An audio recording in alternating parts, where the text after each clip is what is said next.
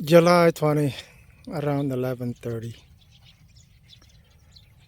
So the birds are coming out. They love certain type of panicles, and I wish I made those bird scarer. Oh well, birds have to eat. There's something that was on my mind, and I want or need to communicate um, the thought.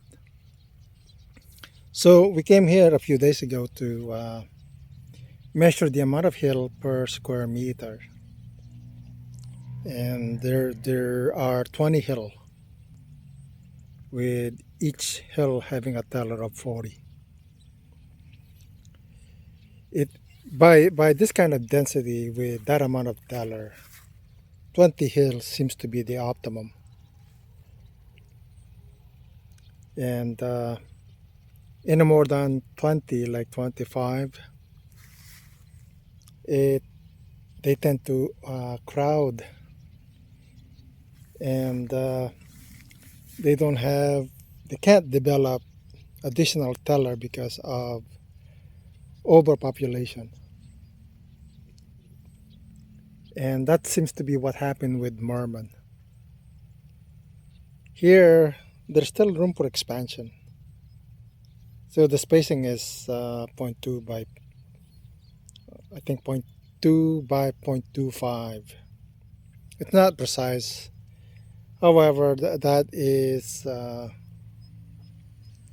point 0.05, and 1 over 0.05 is 20. So the for an increase in teller, let's say for example 40, then your density, the density per square meter can't be more than 20. If a person wants 60 teller, then the density per square meter will be less hill.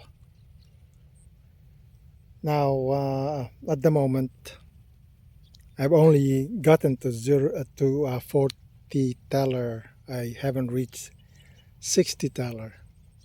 I don't believe I ever will reach 60 teller. Right here in Isabela, that seems to be an impossibility. However, 30 to 40 is possible, at least in this area. So, yeah, really quite interesting to know what will transpire. I've also need to point out that each panicle from a teller will be different from each other, because you have the major teller versus the secondary teller. So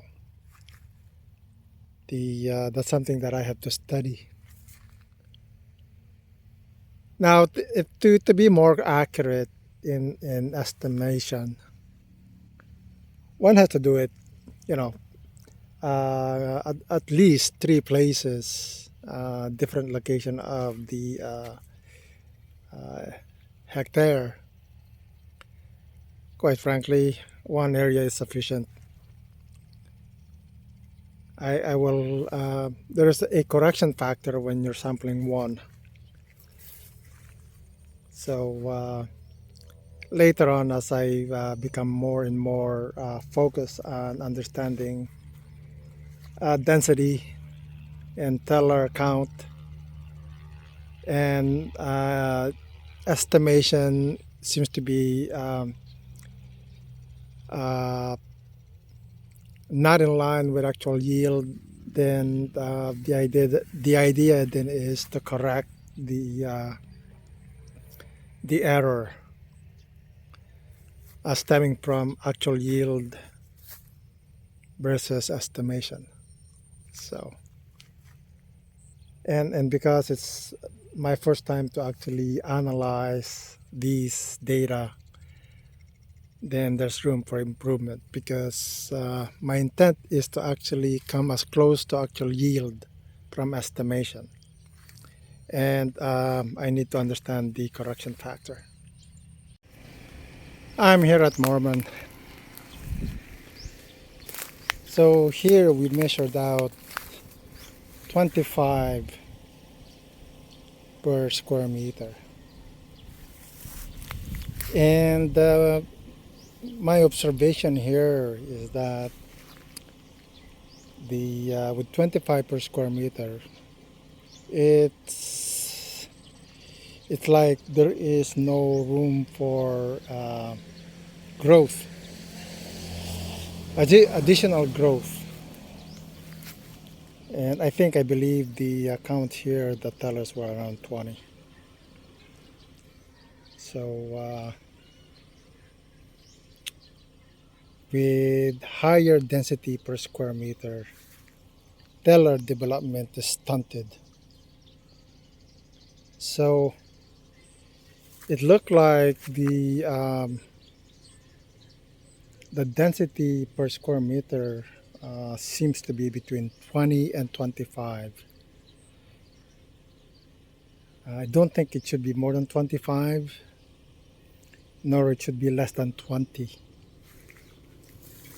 Now, when you're, let's say, 21, it's just, when I think about it, I mean, one can't simply randomly choose a number between square meter. I mean, I want to plant 20. Well, it needs to be divisible. The spacing needs to be divisible. I mean, if you look at 21, how divisible is that per square meter? So it's hard. It would be hard to enforce. So I think the choices are 20 or 25 hill per square meter. Now 20, the spacing would be 0.2 meter by 0.25. If you think of it as XY, then the 0.25 being y, then there's room for expansion in that direction. Whereas with 0.2 by 0.2, that's being 25, really that's too dense. And this is what it looked like, just way too dense. And so the calculated yield here is 240 versus the calculated yield in Laod being 300. Actually, it's over 300, 340. But that's just the estimation. I'm just comparing the numbers. There's a big difference.